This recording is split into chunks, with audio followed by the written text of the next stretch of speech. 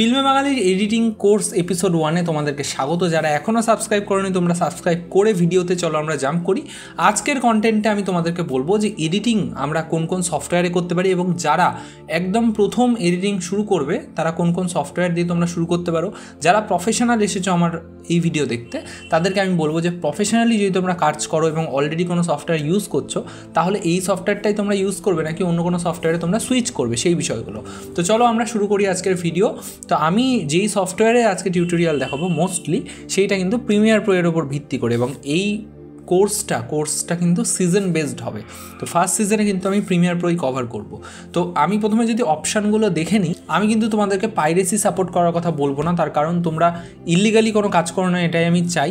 এবং এরকম প্রচুর সফটওয়্যার রয়েছে যেগুলো অলরেডি ফ্রি এবং সেগুলোতে ইন ফিউচার তোমরা পারচেস করে আরও ভালো ভালো অপশান আনলক করতে পারবে, যেমন দাভিঞ্চি রিজলভ। কারণ দাভিঞ্চি রিজলভ কিন্তু অ্যাকচুয়ালি ফ্রি একটি সফটওয়্যার যার মধ্যে 80 থেকে 90% কাজ হয়ে যায়। তারপরে যদি তোমরা পারচেস করে দাভিঞ্চি রিজলভ স্টুডিওটাকে আনলক করো তাহলে কিন্তু আরও এক্সট্রা অনেক ফিচার্স তোমরা পেয়ে যাবে। আর যদি টোটালি আমরা আসি প্রিমিয়ার প্রো এর দিকে, অ্যাডোবের দিকে, তাহলে অ্যাডোবির যদি তোমরা সাবস্ক্রিপশান নাও তোমরা অ্যাডোবির ক্রিয়েটিভ ক্লাউড সার্চ করলে এখানে দেখতে পাবে যে প্ল্যানগুলো তোমরা এখানে সার্চ করতে পারবে। আমি যতদূর মানে দেখেছি এবং আমার তো ধরো এখানে নর্মাল যেটা প্ল্যান আছে ক্রিয়েটিভ ক্লাউডে সেটা নেওয়া, সেটা আমার 1900 টাকার মতো কমপ্লিট হয়ে যায়। একটা অফারে আমি কিছুদিন 1600 টাকা করে পেয়েছিলাম। তো সেটা তোমরা হয়তো যদি ফার্স্ট টাইম নতুন অ্যাকাউন্ট ইউজ করো তোমরা 1600 টাকার মধ্যে হয়ে যাবে, আদারওয়াইজ 1900 টাকার মধ্যে ক্রিয়েটিভ ক্লাউডের সমস্ত সফটওয়্যারগুলো তোমরা পেয়ে যাবে। আর স্টুডেন্ট হলে তো আরও কম, আর যদি সিঙ্গল সফটওয়্যার নাও তাহলে মোস্ট প্রবাবলি 700 বা 800 টাকা মতো লাগে, যেটা এখন বেড়েও যেতে পারে। আচ্ছা, এখান থেকে তোমরা প্রিমিয়ার প্রো পেয়ে যাবে। আর যারা ক্র্যাক করতে চাইছো তারা ইউটিউব দেখে নেবে কীভাবে ক্র্যাক করতে হয়, কারণ কিন্তু আমি সেটা সাজেস্ট করবো না। আচ্ছা, এবার আমরা সফটওয়্যারটা যদি এখানে ওপেন করে নিই, সফটওয়্যারটা ওপেন করার পরে এক সেকেন্ড, আমি এখানে অলরেডি কিছু ওপেন করা ছিল।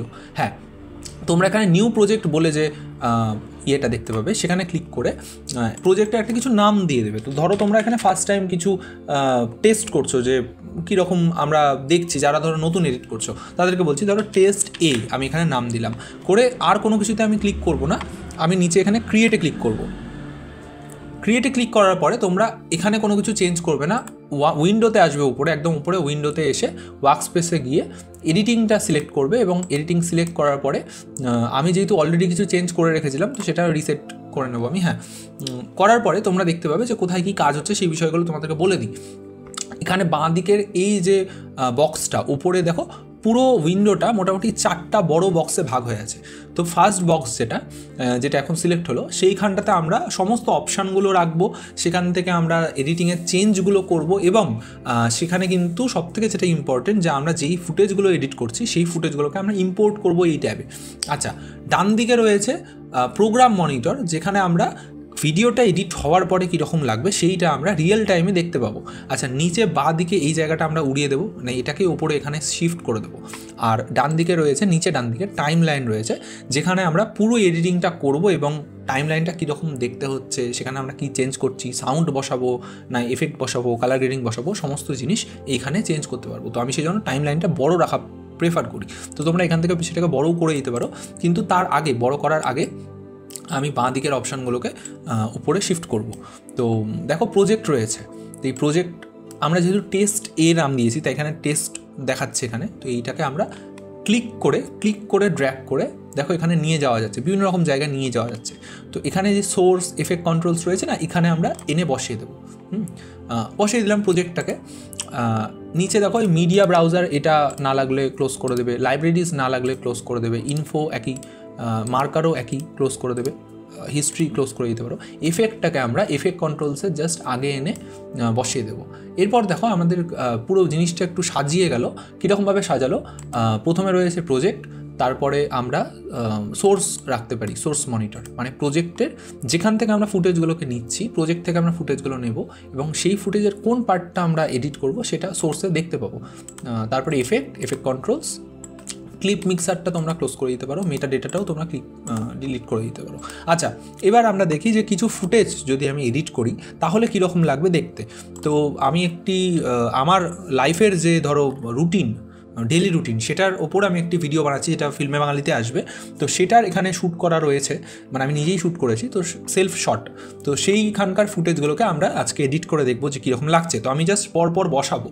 তো যেহেতু এটা এপিসোড 1, তো তোমরা বুঝতেই পারছো যে একটু বিগিনিংয়ের মধ্যে ঠিকঠাক গোছে যাতে আমরা এডিটটা করতে পারি।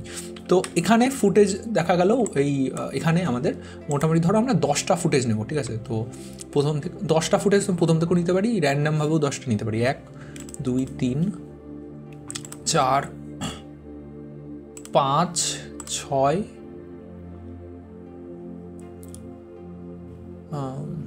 7 8 9 10। আচ্ছা 10টা ফুটেজ আমি এখানে সিলেক্ট করলাম কীভাবে, কন্ট্রোল টিপে রেখে আমি জাস্ট ক্লিক করলাম। আচ্ছা এবার এই উইন্ডোটাকে ছোট করে এখানে প্রজেক্ট ট্যাবটা আমরা ওপেন করে রাখবো। এবার উইন্ডো থেকে এই 10টা সিলেক্ট করাই আছে, 10টাকে জাস্ট ক্লিক করে রেখে ড্র্যাগ করে আমরা প্রজেক্টে নিয়ে ছেড়ে দেবো। এবার দেখো ইম্পোর্ট হয়ে গেল ফুটেজগুলো। এবার ইম্পোর্ট হতে এখানে টাইম নিতে পারে লোড হতে। তো আমরা কী করবো, যেই ফুটেজটা নেব সেখানে জাস্ট ডাবল ক্লিক করবো, সেটা সোর্স মনিটরে চলে আসবে। দেখো ডাবল ক্লিক করলাম, সোর্স মনিটরে চলে আসলো। এবারে এখানে কার্সার রয়েছে, এক সেকেন্ড আমি সাউন্ডটা অফ করে রাখি। হ্যাঁ, এখানে কার্সার রয়েছে। এই কার্সার থেকে আমি দেখতে পাবো সেই ভিডিওটা শুরু কোথায় শেষ কোথায় এবং কোন পার্টটা আমি নেব। তো আমরা এবার কিন্তু এডিটিংটা পুরোটাই কিবোর্ডের খেলা। আমরা যেখান থেকে শুরু করব, দেখা যাক, নিয়ে যাই ক্লিক করে। হ্যাঁ, এখান থেকে আমরা শুরু করব। তো সেখানে গিয়ে আমি আই টিপে দিলাম এবং যত দূর নেব এত দূর নেব আমরা ও টিপে দিলাম। তার মানে কি ইন আউট পয়েন্ট সেট হয়ে এটা কিন্তু হয়ে গেল। এবার আমরা প্রজেক্টে যাব। প্রজেক্টে গিয়ে দেখো আমরা কিন্তু এডিটিংটা যে শুরু করব, তো আমরা কোন জায়গায় শুরু করব, টাইম লাইন কিন্তু এখনও আসেনি। তো আমরা নিচে দেখো এখানে নিউ আইটেম বলে একটি আইকন দেখতে পাবে। তো সেখানে ক্লিক করে তোমরা একটা নতুন সিকোয়েন্স ক্লিক করবে এবং সিকোয়েন্স আমার অলরেডি এখানে প্রিসেট ক্রিয়েট করা রয়েছে। তোমরা সিকোয়েন্স এখান থেকে নিজেরা বানিয়ে নিতে পারো। তো সেখানে তোমরা রেডে গিয়েও করতে পারো, তোমরা আরিতে গিয়েও করতে পারো, আরি ক্যামেরা দিয়ে সিনেমা শ্যুট হয়। তো ধরো তোমরা 1080p বা ফুল এইচডি তোমরা সিকোয়েন্স বানাবে। তো এখানে আরিতে গিয়ে 1080pতে গিয়ে ফ্রেম রেট চুজ করবে, কোন ফ্রেম রেটে কাজ করবে। তো আমি নর্মালি 23.976-এ কাজ করি, কারণ আমার সমস্ত ক্যামেরাতে এই ফ্রেম রেটে শ্যুট হয়। তো তোমরা চাইলে সেখানে 24 করতে পারো, 30 করতে পারো। যদি চাও যে না আমি 60-তে কাজ করবো সাপোজ, তো যে কোনো একটা সিলেক্ট করে সেটিংসে এসে তোমরা এখানে ফ্রেম রেটটাকে চেঞ্জ করে দিতে পারো, যে এখান থেকে টাইম বেসটাকে। তো আমি এখানে 23-তে যেহেতু কাজ করি, তাই আমি করে আমার অলরেডি এখানে ক্রিয়েট করা রয়েছে, কিন্তু তোমাদেরকে দেখানোর জন্য আমি এটাই চুজ করে এখানে সিকোয়েন্সের নাম দিতে পারো। এটাও একই, টেস্ট ধরো এ নাম দিলাম, ধরো ডবল এ নাম দিলাম, ঠিক আছে, দিয়ে ওকে করলাম। এবার দেখো এখানে এই জায়গায় লাইন চলে আসলো, তার মানে কি টাইম লাইন আমাদের ক্রিয়েট হয়ে গেছে। এবার সোর্স মনিটরে আমরা যেই জায়গাটা সিলেক্ট করেছিলাম, সিলেক্ট করার পরে আমরা জাস্ট ভিডিওতে ক্লিক করেও ড্র্যাগ করে আমরা এখানে আনতে পারি, চলে আসবে।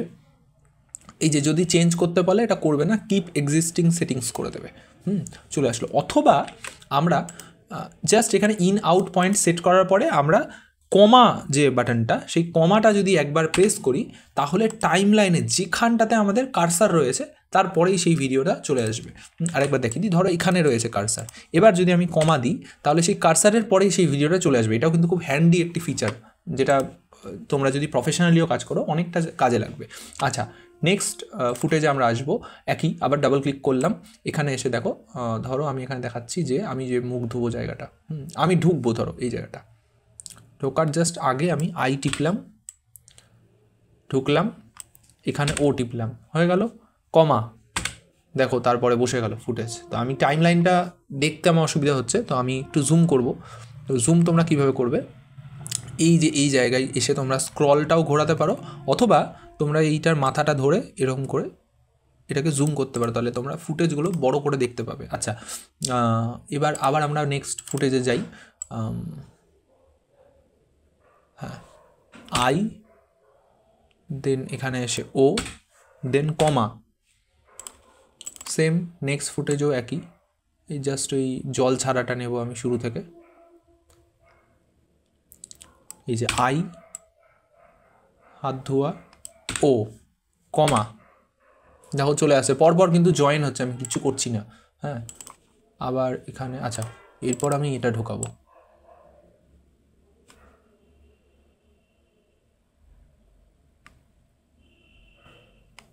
আই, ও, কমা, হ্যাঁ, আবার সেম আই,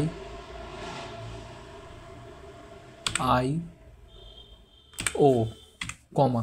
এবার যদি আমরা প্রথম থেকে দেখি, তাহলে কি দেখবো, যদি আমরা এখানে প্লে করি, আমরা জাস্ট এখানে কার্সারটাকে নিয়ে এসে স্পেস টিপলে এখানে প্লে হবে, প্লে করলে আমরা দেখতে পাচ্ছি।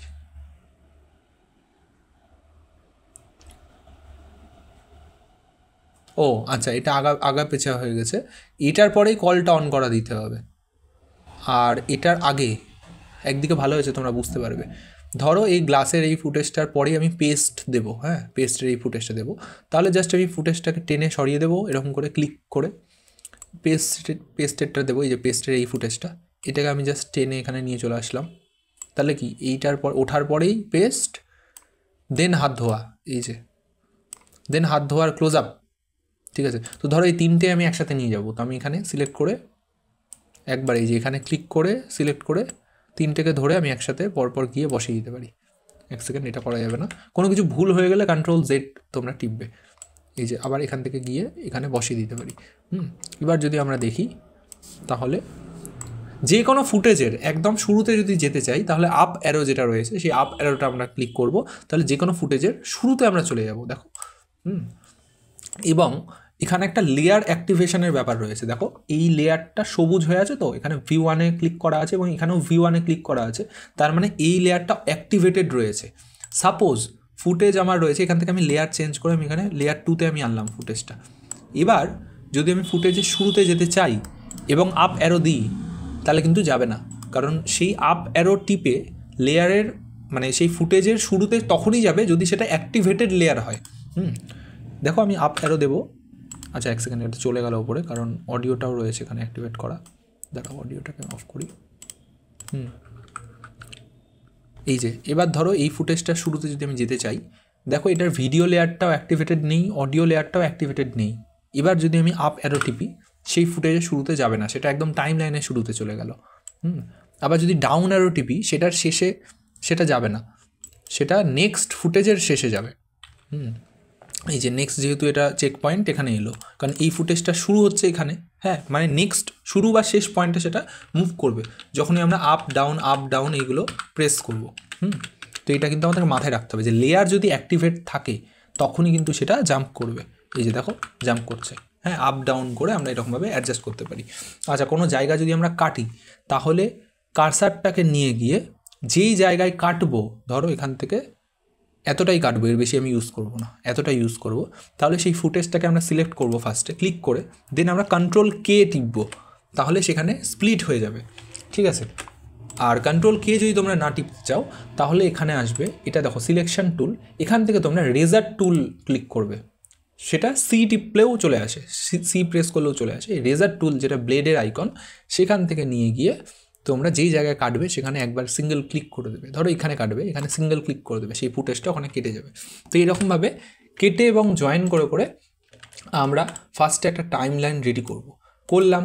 এবার সেই টাইম লাইনটাকে আমি দেখছি আমার এডিটিং হয়ে গেছে, ধরো, তো সেটাকে আমি বার করবো কীভাবে? তো একই রকম যেটা দেখিয়েছিলাম, যেখান থেকে শুরু হবে সেখানে নিয়ে গিয়ে আই টিপবো, তো এখানে গিয়ে আই, এবং যত দূর যাবে সেখানে নিয়ে গিয়ে আমরা ও টিপবো। তো এখানে হয়তো এত দূর যাবে এবং সেখানে গিয়ে আমরা ও টিপবো। আই ও মানে ইন এবং আউট পয়েন্ট সেট হয়ে গেল। এবার আমরা কোনো কিছুতে হাত দেবো না, আমরা জাস্ট এডিটে গিয়ে এবার আমরা কোনো কিছুতে হাত দেবো না, আমরা আইদার এখানে Ctrl M টিপতে পারি, অথবা ফাইলে গিয়ে এক্সপোর্টে গিয়ে এক্সপোর্ট, এই যে মিডিয়া যেটা দেখো Ctrl M এখানে করাই আছে, সেখানে প্রেস করব। এরপর কোন সেটিংসে এক্সপোর্ট করবে সেইটা তোমাদের পার্সোনাল নিড, কিন্তু আমি বেসিকভাবে যাতে তোমরা করতে পারো সেই কারণে বলছি। যারা ফেসবুকের জন্য করবে, এখানে ফাইল নেম কিছু একটা দিয়ে দেবে, ধরো টেস্ট এ, যেটা তোমাদের সিকোয়েন্সের নেম, সেটা অলরেডি ফাইল নেম হয়ে থাকবে। লোকেশান তোমরা সেট করে নেবে যে কোথায় দেবে। তো আমার ক্ষেত্রে এই SSDতেই আমি সিলেক্ট করে নিলাম।